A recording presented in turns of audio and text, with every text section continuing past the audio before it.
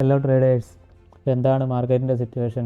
ഒരു V shape recovery ആണോ? എല്ലാവരും അങ്ങനെയൊക്കെ പറയുന്നുണ്ട്. ഇന്ന് ട്വിറ്ററിലൊക്കെ 2-3 പോസ്റ്റൊക്കെ കണ്ടായിരുന്നു, മാർക്കറ്റ് ഒരു വി ഷേപ്പ് റിക്കവറി എന്നൊക്കെ പറഞ്ഞു. പക്ഷേ അതൊന്നും നടക്കാൻ സാധ്യതയില്ലാത്ത ഒരു കാര്യമാണ്. അപ്പോൾ എന്തായാലും നമുക്ക് ഇന്നത്തെ ഒരു മാർക്കറ്റ് കണ്ടീഷൻ എന്തായിരുന്നു, ഇനി എന്തൊക്കെ സംഭവിക്കാൻ സാധ്യതയുണ്ട് എന്ന് നമുക്ക് നോക്കാം. You guys are watching tennis trader. Welcome to our new video.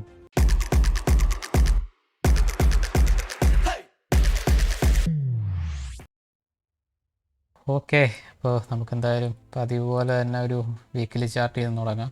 ഇപ്പോൾ നമ്മുടെ ആ ഒരു സോണിൽ നിന്ന് ഇപ്പോൾ ഒരു റിജക്ഷൻ കിട്ടിയിട്ടുണ്ടല്ലേ, നിങ്ങൾക്ക് നോക്കിയാൽ കാണാം. ഞാൻ പറഞ്ഞിരുന്നത് ഇവിടെ ഒരു FVG ഇംബാലൻസ് ഏരിയ ഉണ്ടായിരുന്നു. അപ്പം ആ ഏരിയയിൽ നിന്ന് ഇപ്പം ഈ വീക്ക് ക്യാൻഡിൽ ഒരു ബുള്ളിഷ്നെസ് കാണിക്കുന്നുണ്ട്. പക്ഷേ നമുക്കറിയാം ഈ വീക്ക് ഒരു 2 ദിവസമേ ആയിട്ടുള്ളൂ. ഇനിയും കിടപ്പുണ്ട് 4 ദിവസം കൂടെ, 5 ദിവസം 6 ദിവസം കൂടെ. അപ്പോൾ അതുകൂടെ കഴിയുമ്പോഴത്തേക്കും മിക്കവാറും ഇത് ചിലപ്പോൾ താഴോട്ട് ഇടിഞ്ഞ് വന്നേക്കാം, അല്ലെങ്കിൽ ഒരു ഡോജി ആയേക്കാം. അപ്പോൾ വീക്ക് സ്റ്റാർട്ട് ചെയ്തേ ഉള്ളല്ലോ, അതുകൊണ്ട് ഇപ്പം നമുക്ക് ഇതൊരു ബുള്ളിഷ് എന്നൊന്നും പറയാൻ പറ്റത്തില്ല. പക്ഷെ എന്നാലും ഇങ്ങനെ നോക്കുമ്പോൾ എന്താണ്, ആ ഒരു സോണിൽ നിന്ന് കറക്റ്റായിട്ട് ഓർഡറൊക്കെ കളക്ട് ചെയ്തിട്ട് ഒരു റിജക്ഷൻ പോലെ നിൽപ്പുണ്ട്. 1 ഡേയിലോട്ട് പോയാലും സ്റ്റിൽ ബുള്ളിഷ്നെസ് ആണ്. ഫസ്റ്റ് ഹാൻഡിൽ ബുള്ളിഷായിരുന്നു, റിവേഴ്സിൽ വന്ന ഫസ്റ്റ് ഹാൻഡിൽ നല്ല ബുള്ളിഷ് ആയിട്ടുണ്ട്. രണ്ടാമതൊരു ഡോജി ഇൻഡിസിഷൻ, മൂന്നാമത്തെ ഇന്നത്തെ ക്യാൻഡിലും ബുള്ളിഷായിട്ട് തന്നെ നിലനിൽക്കുന്നുണ്ട്. അപ്പം എന്താണ് വരും ദിവസങ്ങളിൽ എന്ന് നമുക്ക് കണ്ടറിയാം. അപ്പം എന്തായാലും നമുക്ക് ഫ്യൂച്ചേഴ്സിൻ്റെ ചാർട്ടിലോട്ട് പോകാം. ലോവർ ടൈം ഫ്രെയിമിൽ എന്തൊക്കെയാണ് സംഭവിക്കുന്നത് നോക്കാം. ഓക്കെ, ലോവർ ടൈം ഫ്രെയിമിൽ നമ്മുടെ വരച്ചിട്ട ലെവൽസ് എല്ലാം കുളമായിട്ട് കിടപ്പുണ്ട്. അപ്പോൾ ഈ ഒരു ചാനൽ തന്നെ കണ്ടിന്യൂ ചെയ്ത് പോവുക അല്ലേ. ഇവിടെ നോക്കിയാൽ കാണാൻ ക്ലിയർ ആയിട്ട് ഈ ഒരു ചാനലിന് വെളിയിൽ പോയിട്ടില്ല പ്രൈസ്.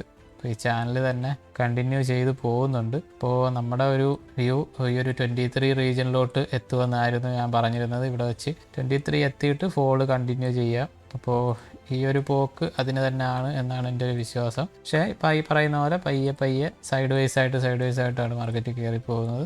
കയറി ഈ ഒരു റീജിയനിലോട്ട് എത്തുമ്പോഴത്തേക്കും നമുക്കൊരു സെല്ല് നോക്കാം നല്ല രീതിയിൽ. അപ്പോൾ ഇപ്പോഴത്തെ കണ്ടീഷൻ നിങ്ങൾക്ക് ഞാൻ പറയാതെ തന്നെ അറിയായിരിക്കും, ഇത് 1 അവറിൻ്റെ ക്യാൻഡിലാണ്. ഇത് നിങ്ങൾ ബൈ എടുത്താലും സെല്ലെടുത്താലും, ഐ മീൻ ഷോർട്ട് ചെയ്താലും ലോങ് ചെയ്താലും വളരെ ഇത് കുറവാണ്, മൂവ്മെൻറ്റ് കുറവാണ് അല്ലേ. ഒരു പ്രൈസ് കൺസോൾട്ടേഷൻ പോലെ തന്നെയാണ് പൊയ്ക്കൊണ്ടിരിക്കുന്നത് ചരിഞ്ഞ്. അപ്പം മൂവ്മെൻറ്റ് വളരെ കുറവാണ്. അതുപോലെ തന്നെ SL അടിക്കാനുള്ള സാധ്യതയൊക്കെ വളരെ കൂടുതലാണ്. അപ്പോൾ അതുകൊണ്ട് തന്നെയാണ് ഇപ്പോൾ രാവിലെ ഒന്നും ഞാൻ വീഡിയോ ചെയ്യാഞ്ഞത്. കാരണം മാർക്കറ്റ് പ്രത്യേകിച്ച് നോക്കേണ്ട ലെവൽസ് കാര്യങ്ങളൊന്നും ഇല്ല. നമ്മുടെ നെസയും നേരത്തെ 2 ദിവസമായിട്ട് പറയുന്ന ലെവൽസ് തന്നെ ഉള്ളൂ. അപ്പോൾ നിങ്ങൾക്ക് ഇവിടെ നോക്കിയാൽ കാണാം, ഈ ഒരു ഏരിയ ടച്ച് ആയിട്ടുണ്ട്. ഇവിടെ ഒരു മൈനർ സപ്ലൈ ഏരിയ ആയിരുന്നു. ഇപ്പം ഇത് കാണാൻ പറ്റുന്നുണ്ടോ? കറുപ്പായതുകൊണ്ട് ഒരു മിനിറ്റ്.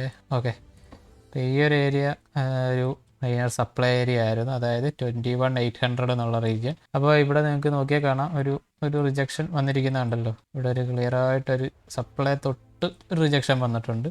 പക്ഷേ സ്റ്റിൽ ബെയറിഷ് ഒന്നും ആയിട്ടില്ല. ഇത് 30 മിനിറ്റ് ആണ്. 5 മിനിറ്റിലോട്ട് നോക്കിയാൽ കാണാം, ഇത് ബെയറിഷ് ഒന്നും ആയിട്ടില്ല. നിങ്ങൾ ഇനിയിപ്പോൾ ഒരു പാറ്റേണൊക്കെ വരച്ച് നോക്കിയാൽ പോലും ഇവിടെ പ്രത്യേകിച്ച് ഒന്നും ഇല്ല. ഇതുണ്ടല്ലോ, ട്രെൻഡ് ലൈൻ കണക്ട് ചെയ്യാനായിട്ടൊന്നും പ്രത്യേകിച്ചില്ല. ഒരു കൺസോൾട്ടേഷൻ റേഞ്ചിൽ തന്നെ ആണ് നിൽക്കുന്നത്. ട്രെൻഡ് ലൈൻ വരയ്ക്കുന്നതിലും ബെറ്റർ ഇങ്ങനെ ഒരു ബോക്സ് എടുത്തങ്ങ് വരയ്ക്കുന്നത് ഉണ്ടല്ലോ, ഒരു കൺസോൾട്ടേഷനാണ്. ഓക്കെ, അപ്പോൾ ഈ പറയുന്ന പോലെ എന്താണ്, നല്ലൊരു ബെയറിഷാണോ എന്നും പറയാൻ പറ്റത്തില്ല. എന്നാൽ ബുള്ളിഷാണോ? ബുള്ളിഷും അല്ല. അപ്പോൾ അതിനെയാണ് എന്താണ് റേഞ്ചിങ് മാർക്കറ്റ് എന്ന് പറയുന്നത്. അപ്പോൾ നമുക്ക് ഇനിയൊരു നോക്കാനുള്ള ലെവൽ എന്ന് പറഞ്ഞാൽ ഈ ഒരു 23,000 റീജിയൻ തന്നെയാണ്. ഓക്കെ, 23,000 റീജിയനിലോട്ട് പ്രൈസ് എത്തട്ടെ. അവിടം വരെ എത്തിയിട്ട് നമുക്കൊരു റിയാക്ഷൻ കിട്ടും.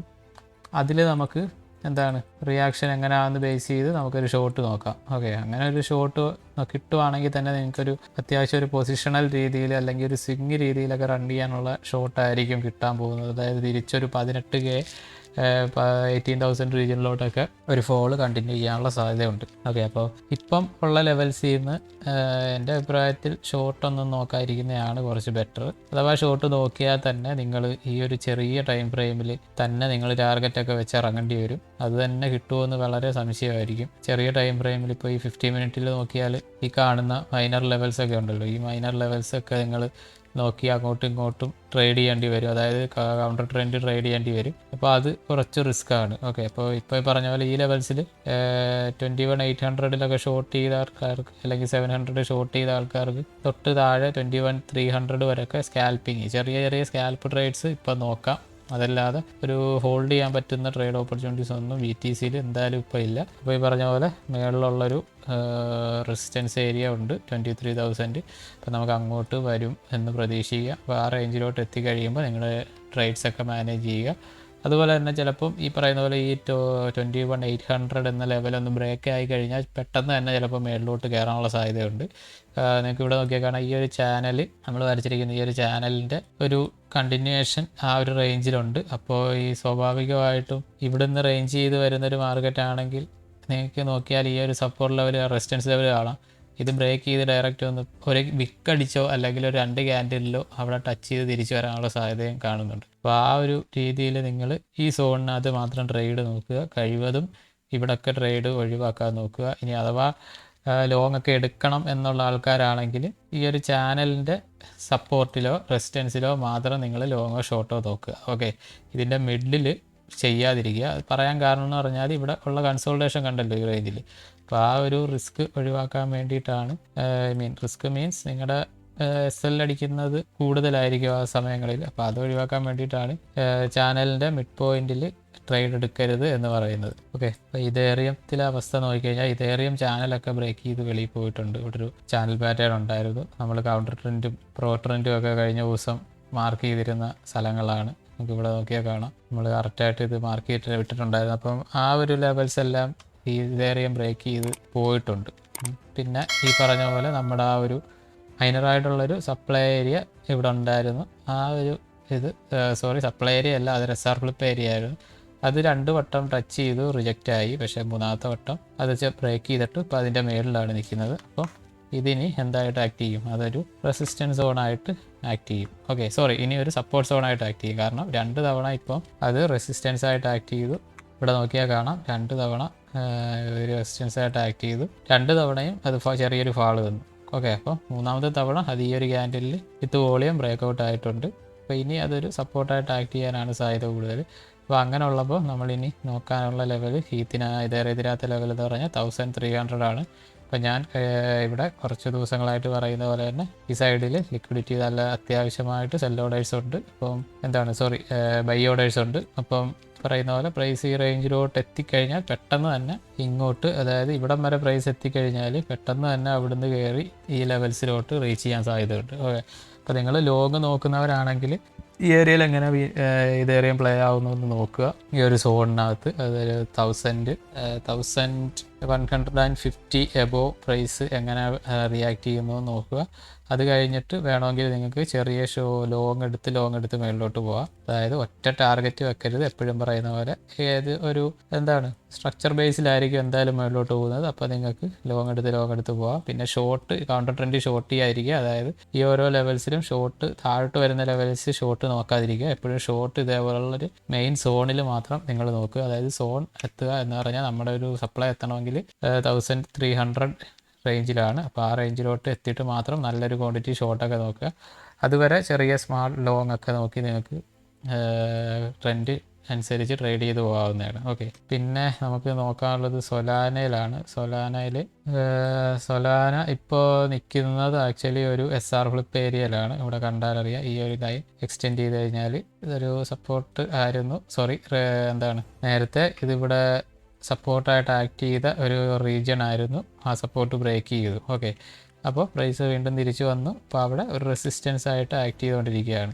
അപ്പോൾ അതിനാണ് SR ഫ്ലിപ്പ് എന്ന് പറയുന്നത്. അപ്പോൾ ആ റീജിയനിലുള്ള ഒരു റിയാക്ഷനാണ് നിങ്ങളിപ്പോൾ കണ്ടുകൊണ്ടിരിക്കുന്നത്. പോരാത്തതിന് അതിൻ്റെ തൊട്ട് മുകളിൽ ഇവിടെ നോക്കിക്കഴിഞ്ഞാൽ കാണാം, ഈ റേഞ്ചിൽ ഒരു മൈനർ സോണുണ്ട്. അതായത് 3940 റേഞ്ചിൽ ഒരു മൈനർ സോണുണ്ട്.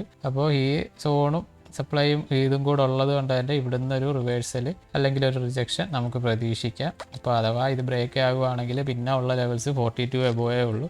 അപ്പോൾ അതുകൊണ്ട് തന്നെ ഇവിടുന്ന് BTC ബെയറിഷായി അല്ലെങ്കിൽ ഈ ഒരു ചാനലിലോട്ട് തിരിച്ചിറങ്ങുവാണെങ്കിൽ, ഇപ്പോൾ നമ്മളെ വരച്ചിരിക്കുന്ന ഈ ചാനലിലോട്ട് തിരിച്ച് മിഡ് പോയിന്റ് ബ്രേക്ക് ചെയ്ത് താഴോട്ട് ഇറങ്ങുവാണെങ്കിൽ സൊലാന സ്വാഭാവികമായിട്ടും ഇവിടുന്ന് നല്ലൊരു റിജക്ഷൻ കിട്ടും. അങ്ങനെ കിട്ടുവാണെങ്കിൽ തിരിച്ചൊരു 32 റീജിയൻ, അതായത് ഈ ലെവലിലോട്ട് 32 റീജിയനിലോട്ടൊക്കെ തിരിച്ച് വന്ന് ഒന്ന് ബൗൺസ് ചെയ്ത് കണ്ടിന്യൂ ചെയ്യാനുള്ള സാധ്യതയുണ്ട്. ഓക്കെ, അപ്പോൾ ഈ റേഞ്ചിൽ എങ്ങനെ പ്ലേ ആവുന്നത് നോക്കുക. നിങ്ങൾ ഒരു 3840 റീജിയണിൽ. ഇപ്പോൾ $38-40 റീജിയണിനും ഇടയിൽ എങ്ങനെ പ്രൈസ് റിയാക്ട് ചെയ്യുന്നത് നോക്കുക. അതനുസരിച്ച് ഷോർട്ട് മാത്രം ഇതിൽ നോക്കുക. ഓക്കെ, ഇനി സൊലാനയിൽ ലോങ് നോക്കുന്ന ആൾക്കാരാണെങ്കിൽ എബോവ് 40 മാത്രമേ ലോങ് നോക്കാവുള്ളൂ. ലോങ് നോക്കിയാലും പറയുന്ന പോലെ 42-ൽ അത് ക്ലോസ് ആക്കാൻ മാക്സിമം ശ്രമിക്കുക. ഓക്കെ, എബോവ് 40 ഒരു കൺസോൾട്ടേഷൻ കിട്ടിയിട്ട് ഒരു ബ്രേക്കൗട്ട് കിട്ടിക്കഴിഞ്ഞാൽ മാത്രം നോക്കുക. നോക്കി കഴിഞ്ഞാൽ 42 റീജിയണിൽ എത്തുമ്പോഴത്തേക്കും അത് ക്ലോസ് ചെയ്യാൻ ശ്രമിക്കണം. കാരണം 42-ൽ നല്ലൊരു സോൺ ഉള്ളതാണ്. അവിടുന്ന് റിവേഴ്സ് ആവാൻ നല്ല സാധ്യത കൂടുതലാണ്. ഓക്കെ, അപ്പോൾ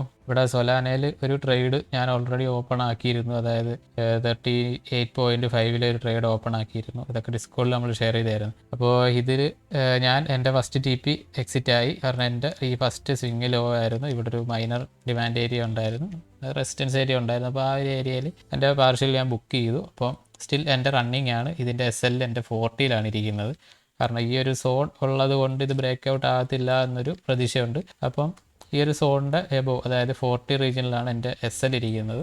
പക്ഷേ SL അടിച്ചാൽ പോലും എനിക്കിനി ലോസ് വരത്തില്ല. കാരണം ഇവിടെ ഞാൻ ഈ ഒരു റേഞ്ചിൽ ബുക്ക് ചെയ്തത് എനിക്ക് അവിടെ ലോസ് വന്നാലും, അതായത് SL അടിച്ചാലും എൻ്റെ പ്രോഫിറ്റിൽ അത് കവറാകും. ഓക്കെ, അപ്പം സൊലാനയിൽ ഇതാണ് നോക്കാനുള്ള ലെവൽസ്. അപ്പോൾ ഈ 2 ലെവൽസ് നിങ്ങൾ വാച്ച് ചെയ്യുക, അതിനനുസരിച്ച് ട്രേഡ് ചെയ്യുക. പിന്നെ പറഞ്ഞ പോലെ BTCയിൽ നിങ്ങൾ ഈ ഒരു സ്ട്രക്ചർ എന്തായാലും മാർക്ക് ചെയ്തിടണം. ഈ ഒരു ചാനൽ പാറ്റേൺ നിങ്ങളുടെ ചാർട്ടിൽ എന്തായാലും കാണണം.